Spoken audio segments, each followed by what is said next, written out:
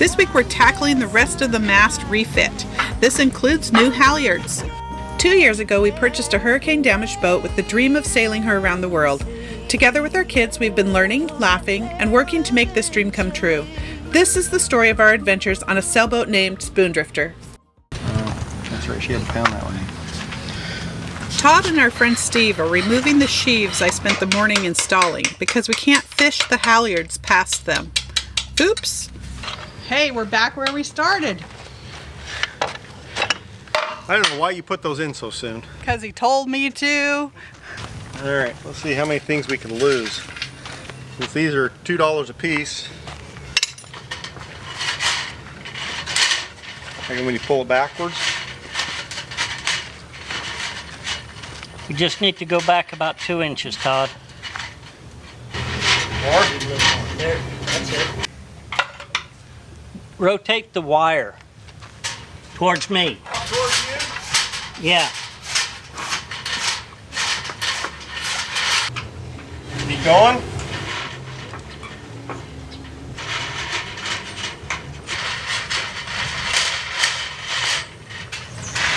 There you go. Okay, now do you have some strength?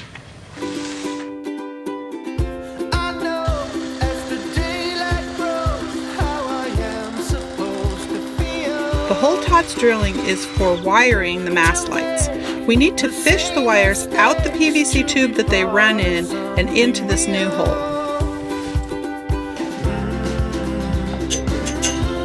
How much does this thing cost you? What?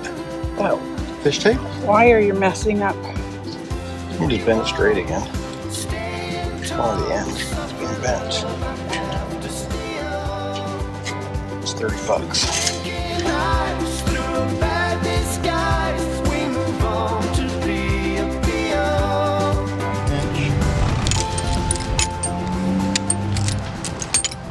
So, got those. Let's come over here and clean these up first.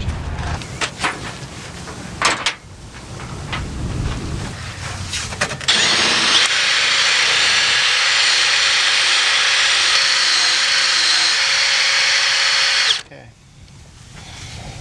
It's pretty good. Trying to decide if we're going to clean up the bolts that are hooking the spreaders on, or if I'm going to replace them. They look like they're cleaning up pretty well, but one of the challenges is they, as far as I can tell, they're not 316 stainless steel. 2 of them are, well, see, the ones for the mizzen are A270, which is a high tensile stainless steel, but they're only a 304 grade. And I'm trying to decide if I want to move it up to the 316 grade stainless steel. They do go through an aluminum spreader, so there will be some dissimilar metal stuff going on there anyway. But this is what they look like before. They're pretty corroded, and after looks pretty good. The main mast just has a head stamp on the bolt, and I don't know what it means yet. I'll have to look it up and see, but I don't know if it's 316 either. It looks like this. Mizzen one actually has the A270 on it, and I googled that. I can look that up and it tells me that's a 304 grade stainless steel. So we're gonna make that decision here and go from there. It's probably better to just change them all out anyway. We don't even know if these things are 40 years old or 10 years old or what, so we'll probably change them anyway. So I'll send Tammy to get those at West Marine today, because that's the only place I get them even reasonably cheap.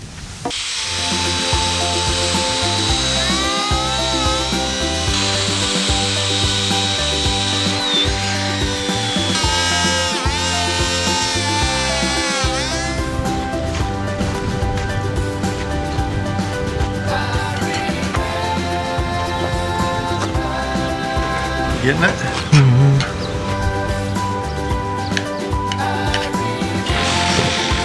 This one's a little tighter than the other one because the hole's not quite big enough for all of those. Just like that. Look pretty good. So this is our frame for our light. something like that.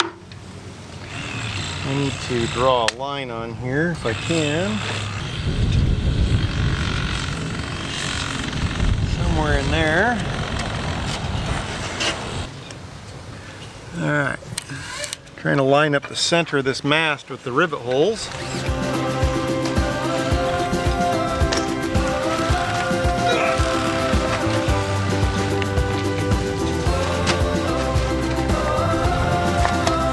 Alright. So this light box is going to mount over this stub of wires right there.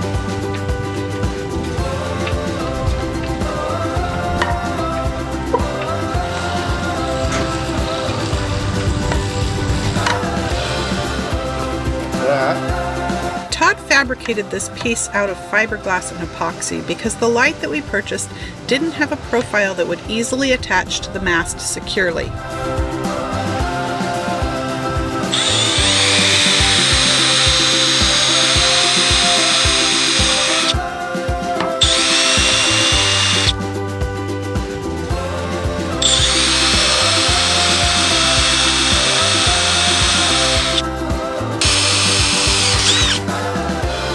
Be a little careful because I now have wires and halyards in the pipe. Alright. Tap ourselves a couple holes.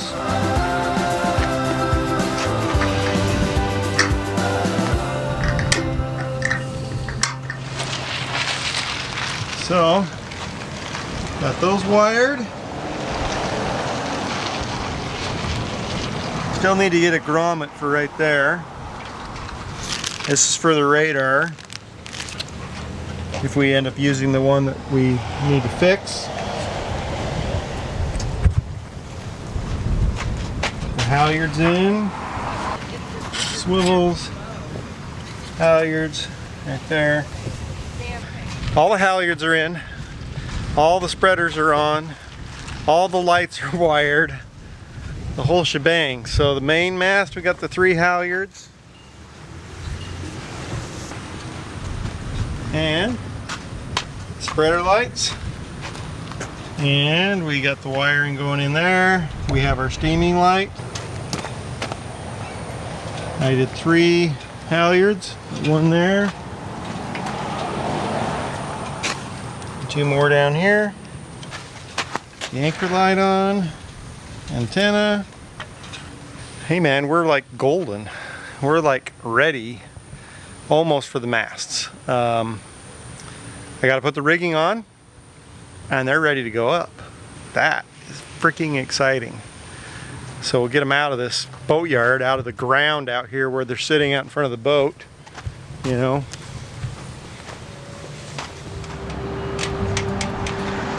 Todd woke up in a cold sweat at 4 o'clock this morning, realizing that we measured our rigging wrong.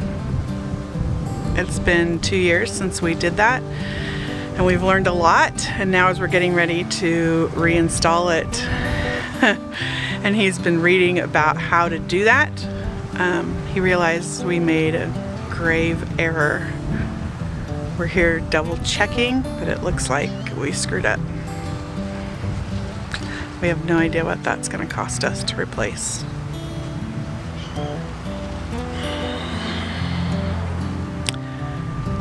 This is one of the challenges when you start a project that you are not qualified to start.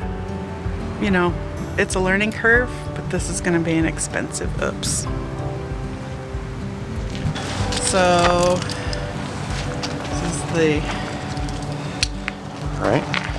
main upper. Pull on it, just let me do it, okay?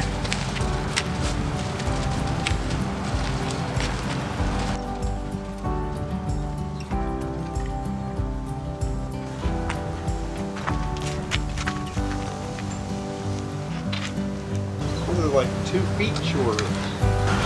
It's not going to work because we need his turnbuckle set up. You know what I mean? Pull it tight and put a finger on it where the center of that hole is.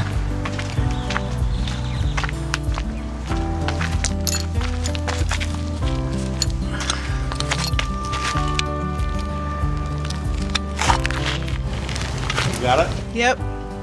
It's the length of the wire. So the turnbuckle then is about the same. I think these turnbuckles are longer. I said I think these turnbuckles are longer because they're swaged. After double checking everything, all of our lines are 4 inches too short, except the triadic, which appears to be too long. This is due to a misunderstanding of which pin Todd was supposed to measure to. We have a call into Colligo Marine and we'll have to see what we do next. Be sure to like and subscribe. See you next Sunday.